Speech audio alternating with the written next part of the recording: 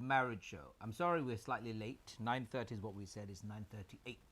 We are trying to adjust some of the technicalities here. It's not always easy when you're self-producing and self-broadcasting. But inshallah, we will be doing our best to be on time in the future. How are you? How has been your week? Last time when we spoke to you, we were in Spain. And we gave you a quick update of where we were and saying why we couldn't do our show. A lot of you connected and said lots of good things about wanting to be in Spain with us, but hey, we can't take you all.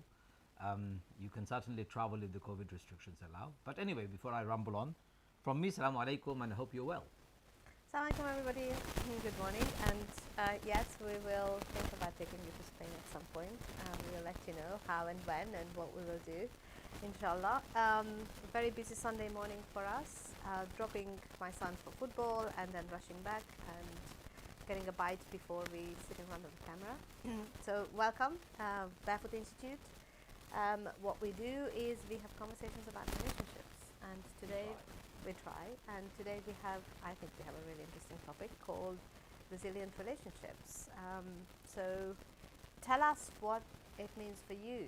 Let's start the conversation with what is a resilient relationship for you, because we talk about the concept of resilience for our own selves, how to build resilience, and it's all wonderful and really important stepping stone. But how do we build resilient relationships? What is the definition of it? What are the signs of it? How do we know that we are in a resilient relationship or not? What is your experience? Share. Good morning, Gulama, Ferozi. Salam, Brother Ajmal and Sister Hannah. First time I'm joining live. You are both doing a fabulous job. Thank you so much. Welcome. Welcome. We have been having all our videos saved on our timeline, so if you wanted to go back, you can have a look and listen to other episodes that we have done before. Inshallah. So how do you define resilience? Resilience as a concept, what is the definition of resilience? That's something that we often wonder. It is your capacity, or it is a couple's capacity to recover, or how quickly or how they recover after they've gone through difficulties. So once you've fallen down to the bottom of your relationship, how do you recover, and how quickly can you recover is what determines how resilient your relationship is. Does that make sense? Resilience is your capacity to recover. I give an example of resilience to a palm tree and compare it to an oak tree. When the storm hits the country, like yesterday we had a storm in our country, if you look around, the uprooted trees are the oak trees, stubborn, big, massive trees that are unflinching, immobile, unwilling to be flexible, agile, not interested in moving. It's like in the Bahamas, when the storm hits at 150 miles an hour, 200 miles an hour, the oak tree gets uprooted. But the palm tree that is slender, tall, and very, very flexible, agile, is the only one that survives. When 150 to 200 miles an hour, even 300 miles an hour wind comes, the wind cannot do much. It can pull it all the way down to the ground, but it can still stand upright straight afterwards. So all the way down to the ground, but standing upright straight away. That's called resilience. But an oak tree, which is a stubborn tree, forget about being flexible, it won't move. What happens? Eventually it gets uprooted because the wind is stronger.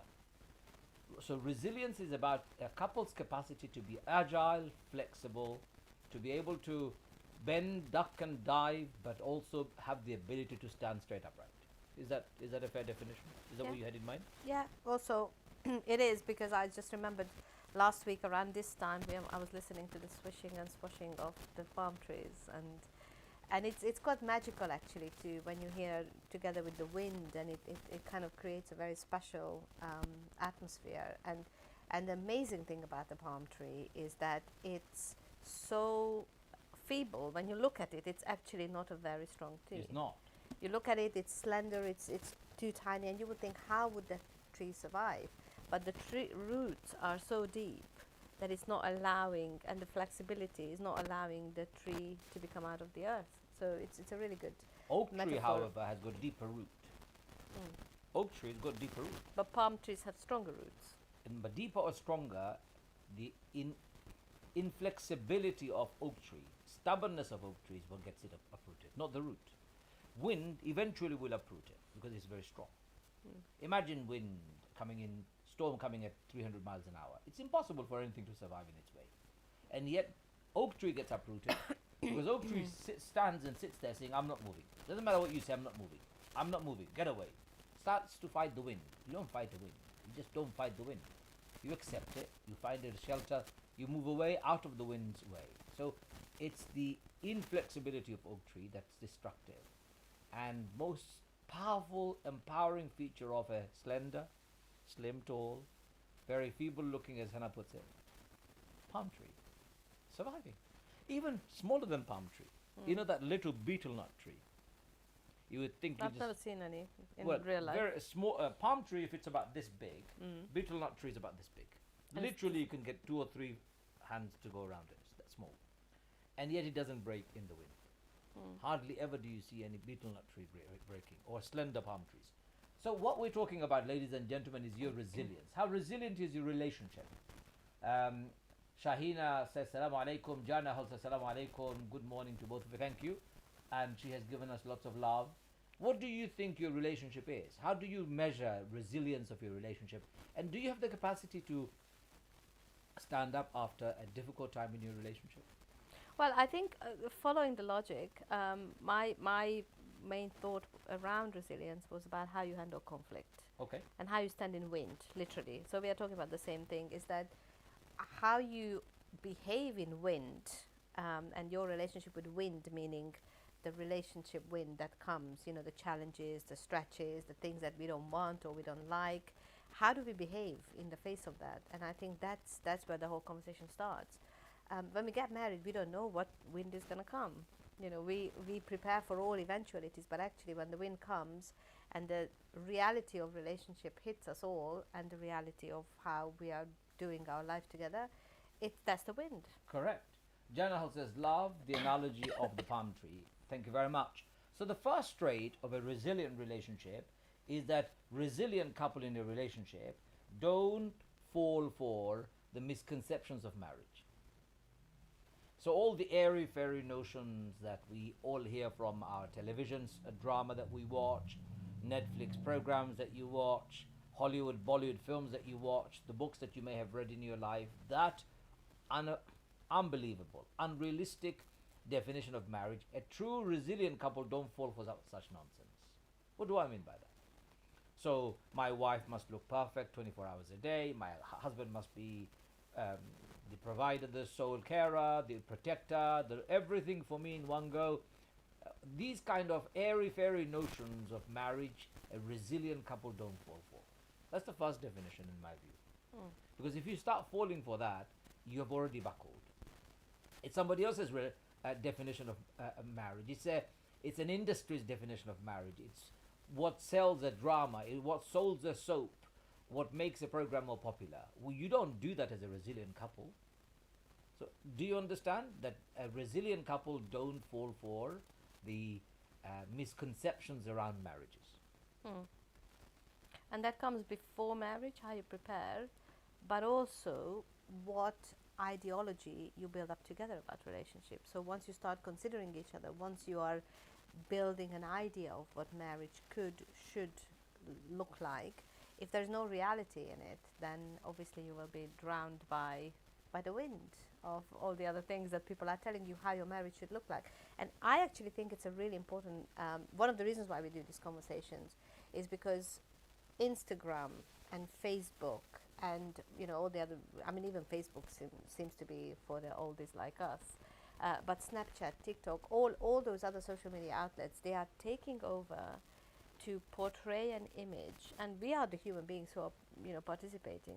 We are giving snippets of our relationships to the rest of the world, and I think it's extremely dangerous because it takes us our capacity to look at what is the reality of of my relationship. I know people who put up amazingly glamorous pictures, and I know behind the doors the husband is cheating, the wife is unhappy, they are talking about divorce, domestic violence is happening behind the doors, but the picture is crystal clearly beautiful, amazing, as if it's a otherworldly relationship. Photoshopped.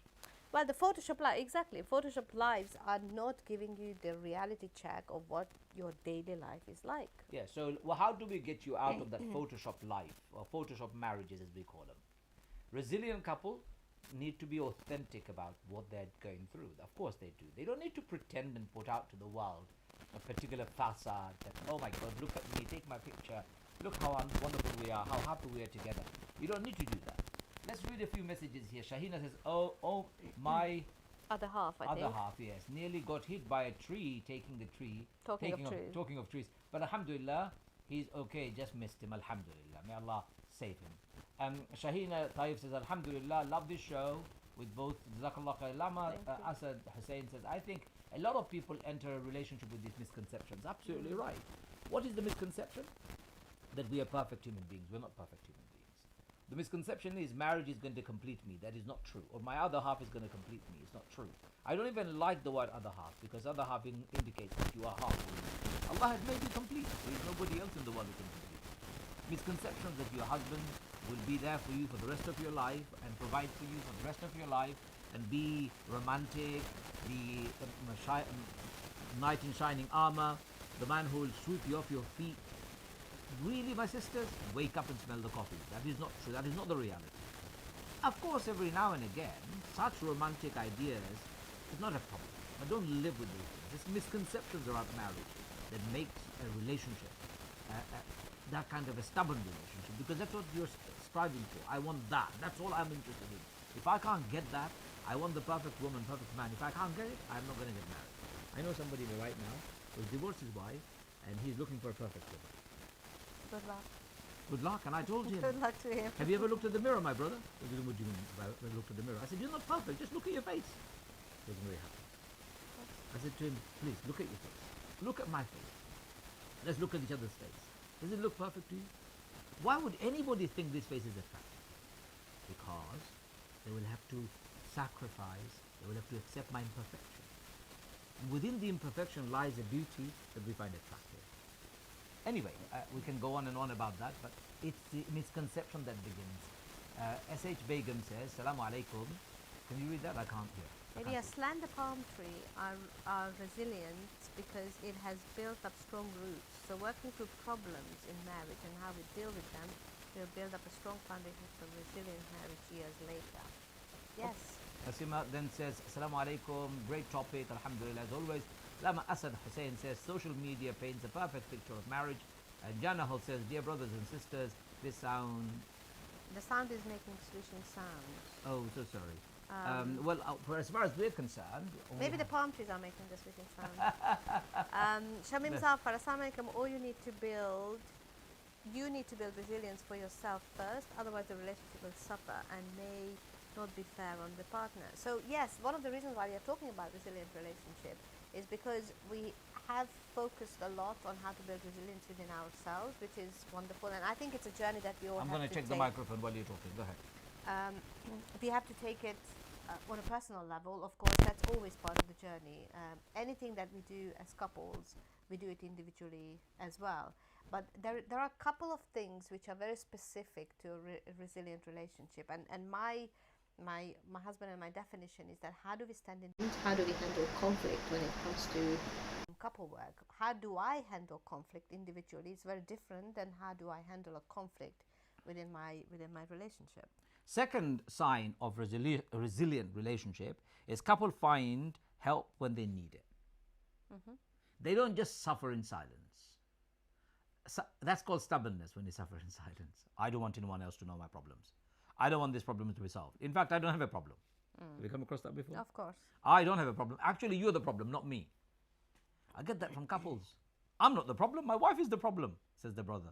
The wife says, no, you're the problem. I'm the best one around.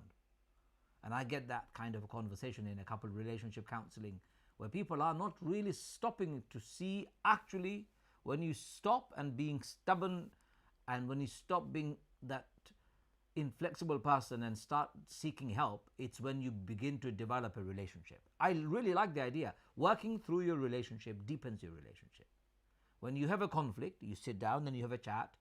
You can't solve it, find somebody who can help and mediate between the two of you. Often counselors who are impartial and not related to you are the best ones. And try and find solutions. Couples who work through their troubles stay in their relationship longer. Couples who brush the troubles under the carpet and ignore and think doesn't exist actually don't last that long. And it goes whether both partners are not willing to open up or one of the partners is not willing to open up, because we get this often: how do I get my husband to the counseling room? I really want to go, I think we really need it, but I don't know how to get my husband to it. Or the other way around: brother, I'm really suffering, my wife is not willing to come for counseling because she doesn't think she needs it. So it's not just about, a relationship suffers hugely if the two people cannot figure out or cannot articulate that there is a problem in the house. And it's not about dragging anyone to the counseling room. It's about really making another person see that the behavior or the resistance to solving a problem is actually adding to the falling apart of the relationship. That's right. Shaheen Al-Taif says some people live life like it's a competition. That's the problem. And media is a big problem. People want to show they are living the life of the rich and the famous. They are perfect families. Rich and the famous are probably the worst of the families. Absolutely. I love this point. And I've seen so many rich and famous people in my life that their family life is rotten because they don't invest in the relationship. Often they invest in the glitter and the glamour and the show and people pleasing. Whereas a true relationship couple, even if they're poor, I saw actually an Indian documentary once, it really touched me. A couple got married. He's a rickshaw driver. He found a very good girl and he got married. And they were living in a 6-bedroom a small house with 6 families in one house.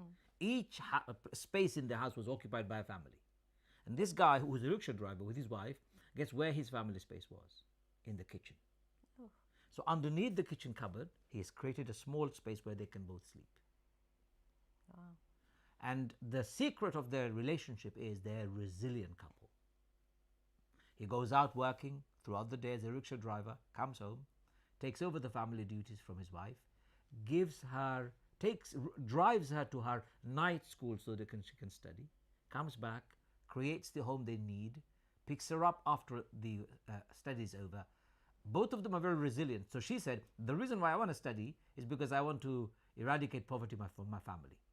But while my husband is working, he can't study. They've created a collaborative relationship where they're working together for the same goal. Resilience is such a tool for them, is that despite the fact that they're living under a kitchen cupboard, they're still a strong couple together. That to me is resilience. What's your resilience? What kind of relationship do you have? Are you struggling in your relationship? Talk to us, give us your call. Lama says, yes, much better. Thank you, Lama, for the sound quality. I hope it, inshallah, was not affecting you anymore. I switched it off and on, so it's working now. I don't know what happened. It must have been the palm Please trees. I'm sure it's the palm trees. keep us informed. Jana says, thank you very much for fixing the sound bell. Brother, no problem. Lama says, communication is vital. Yes. Nasima Khatun says, it is not always the media. Shall I read it? Please.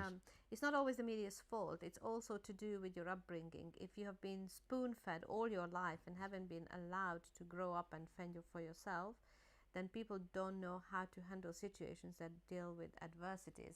You know, there is when we get married, we hear this very often, that we get married to someone who feels familiar, and we don't understand this for a long time, so we don't know why, what that familiarity is. But if you really peel off the layers of your relationship, you start seeing that at the really bottom of it, what connects you together is there is a familiarity of your upbringing, of your childhood, of your experiences. And of course, you can talk about this at the beginning or when you're considering each other for marriage. But what you don't really know is what is the impact. And it just comes out years later to realize that I grew up in poverty. My husband grew up in poverty, and our drives and our inspirations and our processes are very similar. And you really need to do a lot of digging to figure out that some things deep underwater is connecting you to your partner. And I think people who have difficulties in their early life, they say that if you have difficulty in early life, you will have an easier life later. But of course we don't know. But being okay with adversity and with difficulty, it's almost like it builds up a muscle. Like when you go to the gym, And when there is a conflict, there is a difficulty. If you are used to it, it's literally just like, okay, how do I do it? What do I do? And we all develop a personality around that. Often dysfunctional personality, to be honest with you. Dysfunctional personality in the sense that we pretend, we hide, we show people perfection, but we actually suffer internally very deeply. So, ladies and gentlemen, without really flogging a dead horse, resilience is about your capacity to come out of the depth of darkness, bottom of the pit, as we say. When you're in trouble, when you're having challenges, when you're having difficulties, arguments, when your marriage is about to fall apart, you know how to come out of that particular deep hole, the depth, the darkness you can overcome, because you know and you have the skills, the capacity and the skills to be able to overcome your challenges. That's resilience. How do you cope? How do you cope? I like what one of our viewers have said, and that is communication. You start by talking. You start by lowering your expectations. When I say lowering, I mean making them realistic. You start by creating a space where you can both be flexible, agile, compromising. You can be more negotiating rather than screaming and shouting, less stubborn. All of these are essential qualities of a relationship that is resilient. A resilient family is a family that can cope in all adversities. It's not only you, by the way. Your children will be affected if you don't know how to be resilient. So let's talk about some of the qualities that's needed. Communication is one. Yes. That's what one of the participants said. I picked it up. Do you have anyone? Any other? I am thinking of nothing comes to my mind. That's okay. Shahina Latif says it may not always be media's fault, but I think people get roped into they have to show they have perfect life on Facebook. I would recommend that you don't post family pictures on Facebook. I would recommend that you don't, unless it's a celebration. One of celebration is fine. I'm having breakfast with my wife. I'm sitting with my children. That kind of a constant gratification that you need for people to recognize and people to praise you and send you good compliments. It's a toxic problem. It's a toxic mindset. Don't live your life in the social media. Somebody was saying yesterday on the radio as I was coming home late at night driving, and I was listening, said 6 friends are sitting together, or even one couple are sitting together in a restaurant. Instead of talking to the person next to them, they're typing on the screen, talking to somebody else hundreds of miles away. That culture has been created by the constant presence of social media in our life. The person closest to us doesn't get as much attention as a friend who is WhatsApping me or Facebooking me from miles away. So don't live that fake life. Resilient couples don't do that. And I think what actually happens with that is that when we magnify these things, like I'm having breakfast with when we magnify the everyday life of what we live, we actually miss and devalue the big things that we could celebrate. So, it really is messing around with our judgment as well. And you're also creating a hostile, jealousy environment in the other. So, for example, if you're having breakfast, you're going and sitting in a 5-star restaurant and having breakfast. Somebody who's poor, who can't afford it, feeling a sense of envy, if only I could. You don't need to create that, my brothers and sisters. If you can afford a 5-star breakfast, go ahead and have it, but have it without having to announce it to the world. Because the moment you announce it, it becomes riya. Riya is a form of shirk, which is to show off. It enables pride and arrogance to come in. It destroys social harmony. It creates jealousy in other people's hearts, right? So if you want to show off, remember what you're showing off. Remember what's the motive behind your showing off. What's your intention? What's your motive? What are you trying to create? Envy, jealousy, or your superiority, all of those are antithesis to Islamic values. Resilient couples don't need to do that. They don't need to live a social media life. Lama Asad Hussein says, I think that you see as a child has a huge impact on how you behave in your own marriage. I don't understand.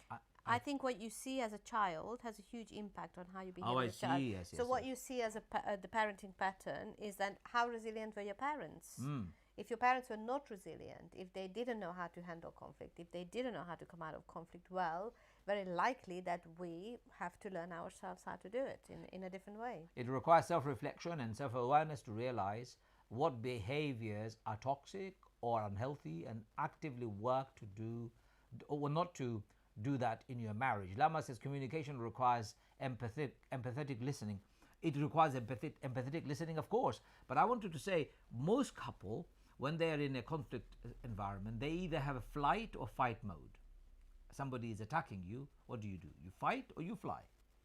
How about creating a middle ground where you stop, think what's been said to you, listen, absorb, and then respond measured? Why retaliate or why react to it? So empathetic listening is not reactive listening. Empathetic listening is when somebody says something to you, you pause, you think, you take your time before you start talking back or responding back. What that does, it enables you to have a peaceful space, and the person who has given their opinion also feels that they're respected. So empathetic listening is about showing that you understand them, you are unable to connect with them. You have a degree of, a better degree than the concept of sympathy. So if you are in a conflict zone, do you fly or do you fight or do you flight? That's the question. I freeze. So you're in the middle. No, I freeze. Freeze is another reaction. This is the third reaction. Okay. There are people who freeze. There's a conflict, and I fight with some people, but I'm more of a freezer. I just don't know what to do, or I don't know how to do it. Lama is saying use pause button is very important.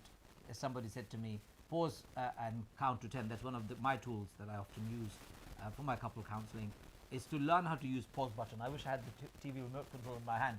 There is a massive button on the television remote control called pause. It's a massive button, by the way. It's bigger than play button. Did you see it? If you notice what the television button, pause button is bigger than play button. Oh, I haven't. Is there? I'll show you. And there is a reason for it. Make your pause button in your relationship the biggest one. Use pause more often before you retaliate or react. Even react to your neighbors. If somebody has parked on your drive or blocking your drive, before you react, pause and think maybe he ran out of petrol. Pause and think maybe the guy fell ill. Give them the benefit of the doubt. That's called pause. Pause and think positively. Think of all alternatives before you retaliate. A resilient couple have the capacity to stop, pause, think, and not be influenced by the triggers that they may be feeling. My third point for Please. resilience couple is decisiveness. Oh, okay, go for it. Explain that. Well, I believe that there's a lot of, walking around eggshells. For me, a resilient relationship does not look like you're walking around eggshells. It looks like it's solid, it's built, you can trust it, you can be in it, you can express yourself, and it is like, for me, it's like a ship. It's a strong container for all kind of honest conversations, really. And we have to be decisive, and we have to decide that this is the kind of relationship we want to build. We don't want to build a feeble, pushing things under the carpet kind of relationship. Fake relationship, you mean? No, like a relationship that is not being looked at. We don't want to be, we have to decide that if we want a solid container for our relationship, then we have to be decisive. We have to be decisive about what we fight about. We have to be decisive about how we fight and figure a way out. We have to be deciding. We have to be very conscious, actually, to have a. So resilient couple should be a conscious couple. That's what you're saying more than anything else. They're consciously alive, basically. They're aware of what it is that they want, decisive, aware of what their needs are, how they can meet it, how can they deliver it. So a conscious couple is what a resilient couple is. Lama is saying she freezes as well. I did want to ask you this question. What triggers you the freezing reaction? I have the fighting reaction. I'm never a person to fly. Doesn't matter who is doing me an argument. You could be the strongest man with a gun on your hand. I'll fight you. I'll fight you, and even if you can shoot me, I'll be still fighting you. That's me. I'll tell you why this is. Why do you freeze? What's your reason for freezing? Oh, it's very easy for me to explain. My mother was a freezer. My mother does But you're not your mother. I know, but it takes years of understanding that what you do as a pattern, like my mother's first reaction to anything is, I can't do it. I am, and we actually laugh at this. The other day I showed her, oh, Mom, you have this thing that you do, like, oh, I don't know what to do. And she said, yeah, she's in a conflict with her neighbor at the moment, and she's really going around it. And she said, I just don't know what to do. And she freezes, and she suffers. And when you freeze, you actually suffer as much as you suffer when you fight. Also react the wrong way once you're frozen, because now you're frozen, you're not knowing what you're doing, in a frozen state, and your reaction or your action would be wrong. No, but when you are frozen, you don't do anything. Right. And then when you're trying to come out of it, I think that's what happens. You're trying to defend that sense of, oh, I've frozen all this time, but I do need to say something. And it comes out in the wrong way. So the freeze, I don't think freeze is something that we can dismiss, because I think a lot of people freeze. Well, I'm very comfortable fighting with some people. I'm very comfortable fighting with you, for example, or fighting with the children, or people I love and respect, and I know they can hold a space. I can fight with them. But I can't be the same with anyone on the street. If someone comes and, for example, someone cuts me and comes and tells me off and uses horrible language to me, I won't be able to fight. I freeze. This is still my first reaction. So for me to be able to... But how do you overcome being frozen? Because frozen is making you more vulnerable, and Yes. you are becoming more It does. at risk, really. How do Well, you... it's a constant practice. This is why I am trying to now, with people that I don't know very well, I actually actively go and try to stand in conflict. I'm Okay. practicing. But is that why you're conflicting with me?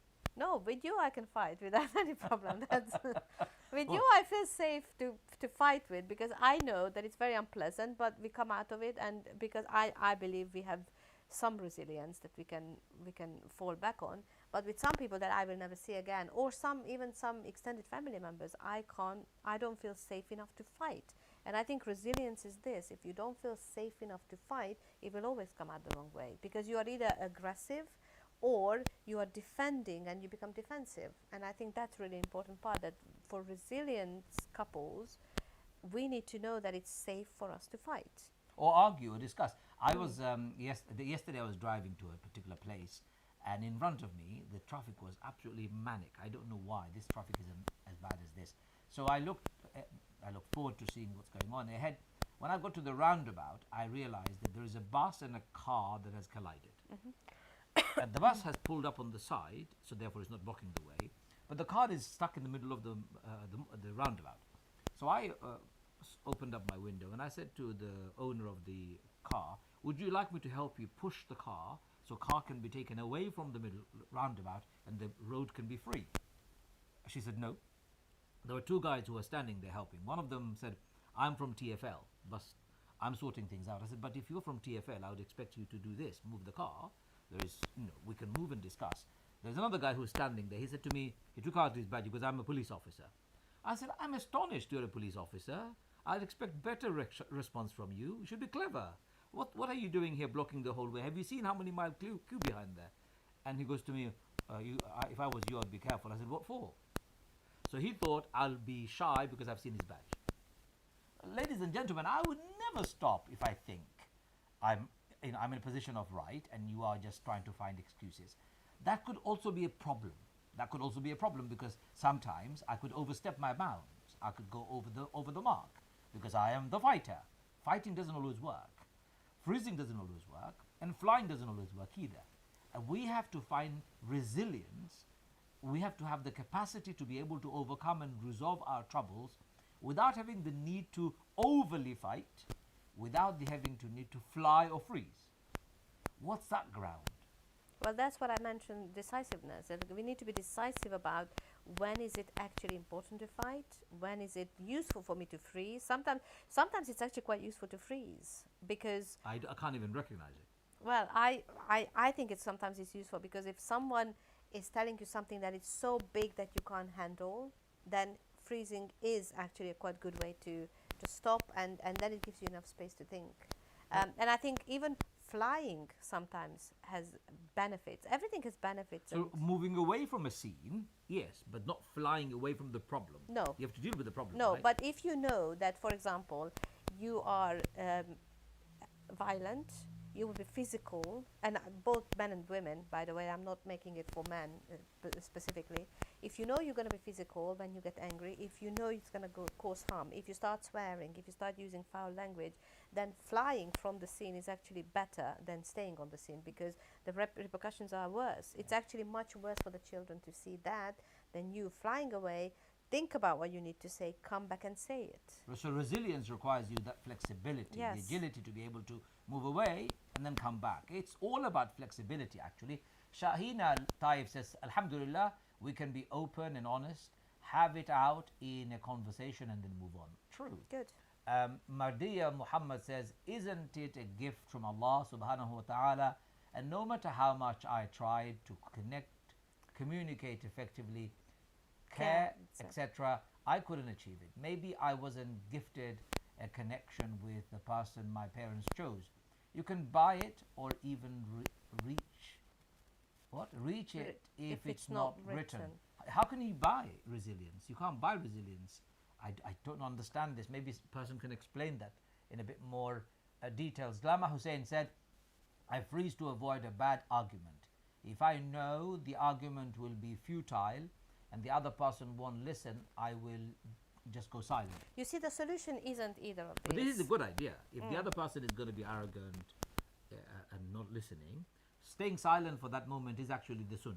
For that moment it is, Yes. but for solving the problem, you have to go and revisit the issue when the person is not going to be futile on the other end, and when you know that you can, it's, I totally agree. This is great that in that moment you go away, but what couples do is they go away and they never come back to discuss. Yes. They think it's Don't gone. go away and stay, and don't think the problem is gone just because you haven't talked about this. The problem is always going to be there until you unpack it and until you realize that, okay, what is the decision for us to take here? How do we move forward? What's next? If this topic comes up again, how are we going to handle it? The worst part is that problem that you're buried grows bigger under the surface, and eventually it explodes on your face, and you don't know what to do.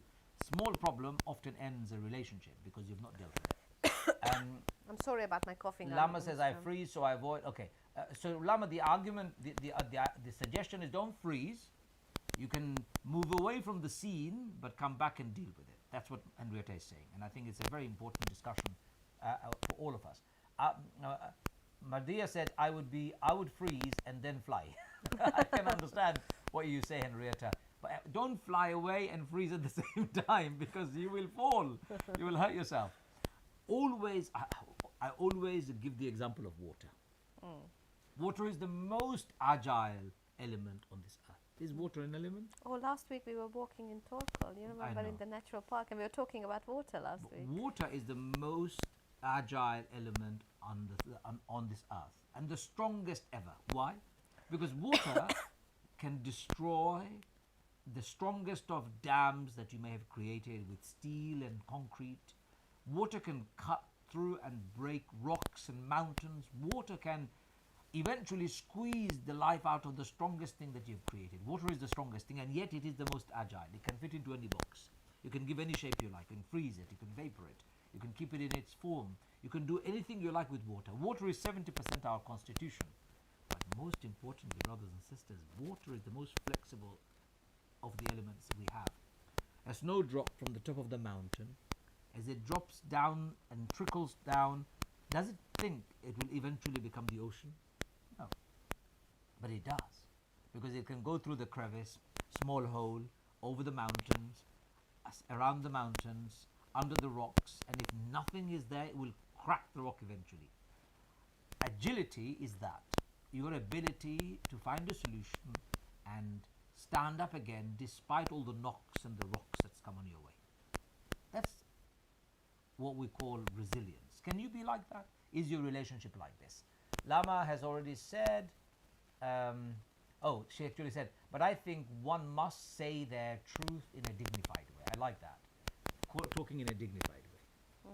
Communicating in a dignified way is a major sign of a resilient couple's maturity. Sahra Salim says, I am emotional. Let me read it, Shafra. I can't see it. I'm emotionally flooded when there is a conflict. The pragmatic brain isn't accessible at that time. Spot on, because what happens is that it's not your prefrontal cortex talking, it's your limbic brain, which is your emotional brain, that is reacting. And every single conflict can be traced back to one emotion that is being triggered in you. And that emotion is what you need to understand. Yeah, and you can't understand it with your prefrontal thinking brain. This is where we make executive decisions. This, behind it, that what's folded underneath our executive function, is where we get triggered. And the journey, they say that the longest journey is between your head and your heart, is this. Is to understand that, can I think about logically about something that is so Emotional. emotional for me? What I do often, I resort to my logical brain more than emotional one, and perhaps others do the other way around. Whichever way you do, I think it's a very good point that when you are conflicted and your brain is flooded with that emotion and you can't see the pragmatic side of your brain or can't access it, it is better to use the pause button at that time. Press the pause button. Say to your spouse or your husband or your wife, whoever it is, really sorry, I'm not in the right state of mind right now. I'm going to take a break. I'll be back very soon. Or let's talk about it next day, tomorrow, in a few hours' time, when I'm feeling slightly with it. Why would anybody insist on talking to you when you're not with it? Just make, can you see communication is essential? If you turn around and said to your wife or your husband, I am not mentally in a state to be able to discuss this right now. Can we take a break? That person will have to be so cruel to want to engage you at that time.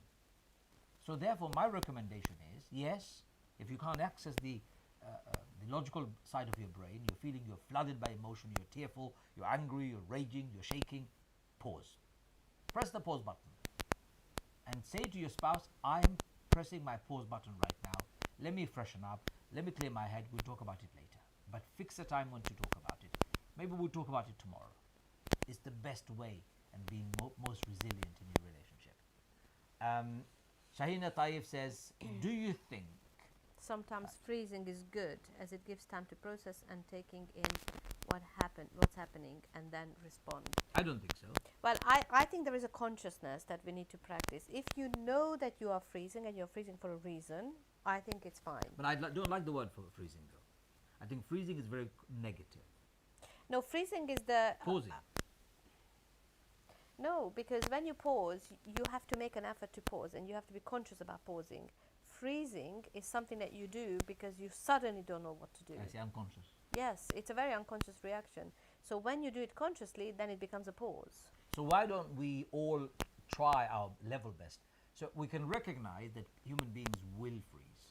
We recognize that. But shouldn't our target be, as soon as possible, instead of being unconscious, becoming conscious? And that conscious state would be pausing. So I've frozen first, but then I say, okay, I'm going to pause. And then articulate that to your husband or your wife, saying, look, I'm pausing for a few minutes. I need to clear up my head. I need to get to a better state. I'll come back and talk to you very soon. That's okay, right? So freezing, pausing, it should be a simultaneous process, but it should not be that you stay in frozen state for the rest of your life. Yes, and resilience is I think Maria is referring to that you can't buy it or reach it. Well, actually, resilience is a practice. It's something that we do.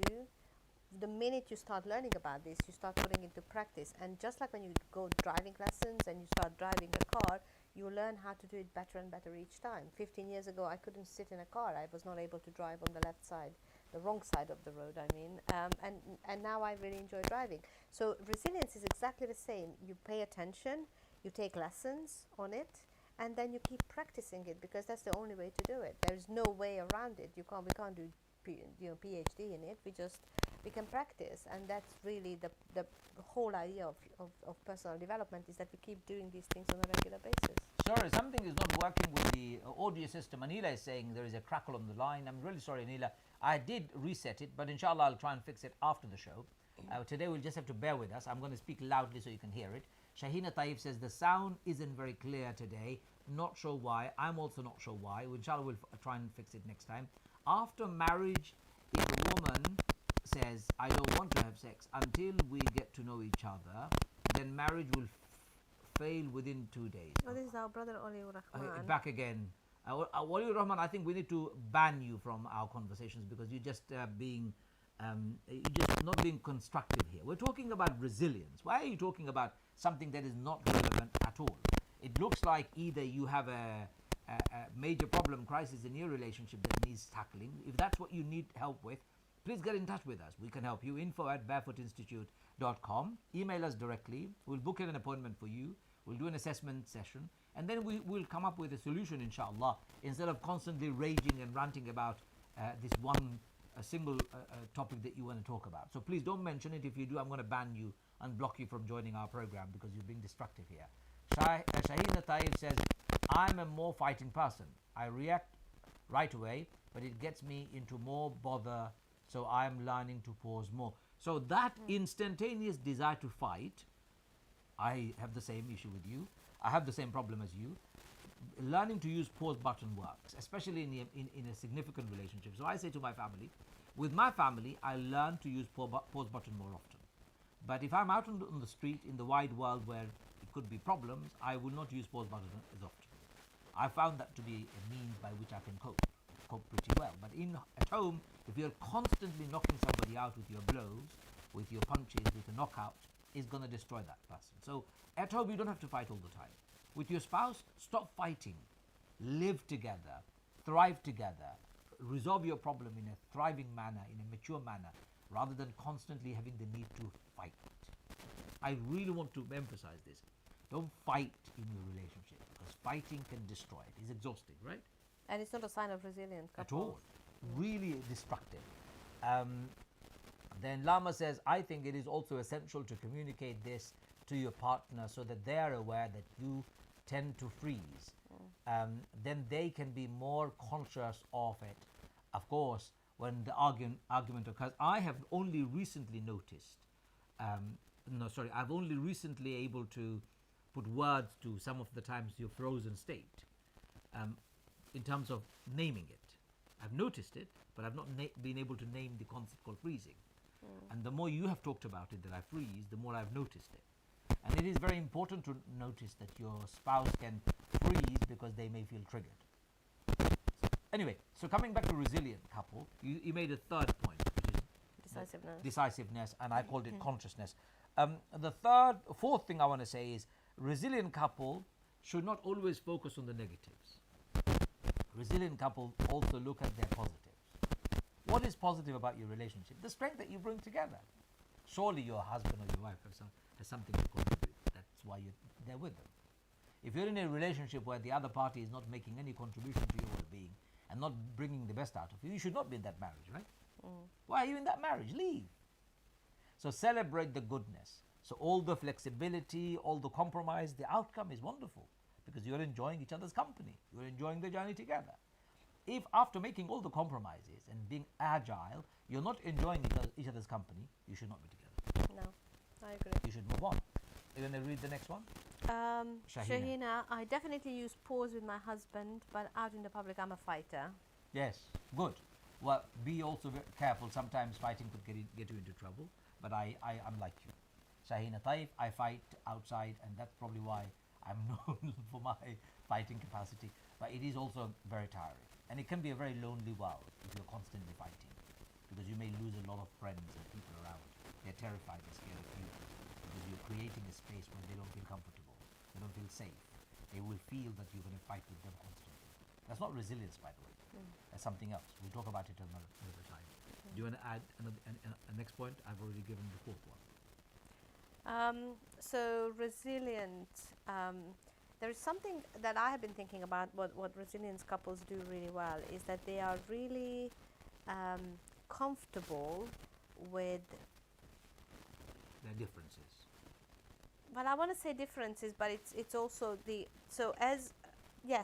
differences in essence, but as it changes, because I believe this changes over time. Of course, our personality, views, opinions change. So the differences are also going to be different. So your differences at the beginning of your marriage is not going to be the same. So there's something about the combination of being okay with the differences, but also being flexible to be re-evaluating those differences that couples go through. That would be my really good points. I mean, not my good points, but it's my point that I learned for. It's going to be 20 years next year. This is our fifth point today. Resilient couples are more able to accept each other's differences and evaluate and grow capacities to accept further differences as they grow older, because we all change, of course. So the essence is they're more accepting of each other's differences. If you're trying to make your wife the way you are or your husband the way you are, then you are really, you should not be in that marriage. And equally, if you're trying to make your wife who she was when you got married to you, and your husband who he was when you got married, you are up for failure, I think.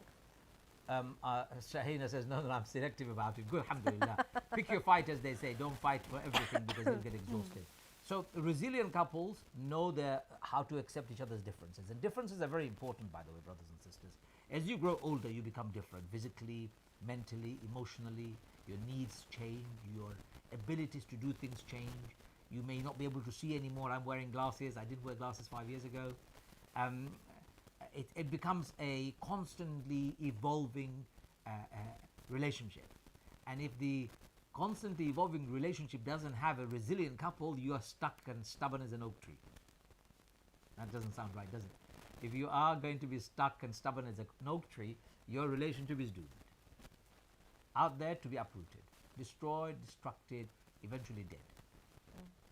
If you're going to be a palm tree, you will be fine. You'll be surviving. So resilient couple are able to tolerate the differences, and differences as it evolves all the time. Lama says it would be very boring relationship if you were both the same and had no differences. True, true. And that changes makes the relationship exciting. However, don't throw the differences on the face of your partner out of the blue and expect them to not have an opinion. So, for example, you come to your husband or your wife and you actually fundamentally change a particular goalpost that you both had agreed on in a relationship. For example, husband and wife together decided from the beginning of marriage that husband is going to work and wife is going to be the homemaker. Suddenly, the husband announces, I'm sorry, I'm finishing work, I'm not going to work anymore, I want you to go to work. That's a massive shift. Or the other way around, husband has been working and the wife has been homemaking, and wife suddenly decides, okay, I'm going to work. It's a massive change. Have that conversation first. Don't just land him or her in it. Because while you're changing, the other person may not have understood that change or may not have changed in the same environment. Why would you think that they should suddenly accept your desire to change? There is a problem in some couples where they impose changes on the other person. You're going through a change, okay, I respect that. But don't expect me to accept it or be okay with it until I've been unconvinced or persuaded. So differences are good, differences are healthy, but don't expect the other person to understand instantly, and don't impose it on them. It's negotiation. Even that requires resilience, requires agility, flexibility on both the parties. So if the couple are arguing about who's going to work, if one of the parties want to work suddenly out of the blue, negotiate. What would work for the family for you to go to work, go back to work? Just as an example. It could be anything. Moving in with your in-laws, or your mother-in-law moving in, father-in-law moving in. They're elderly.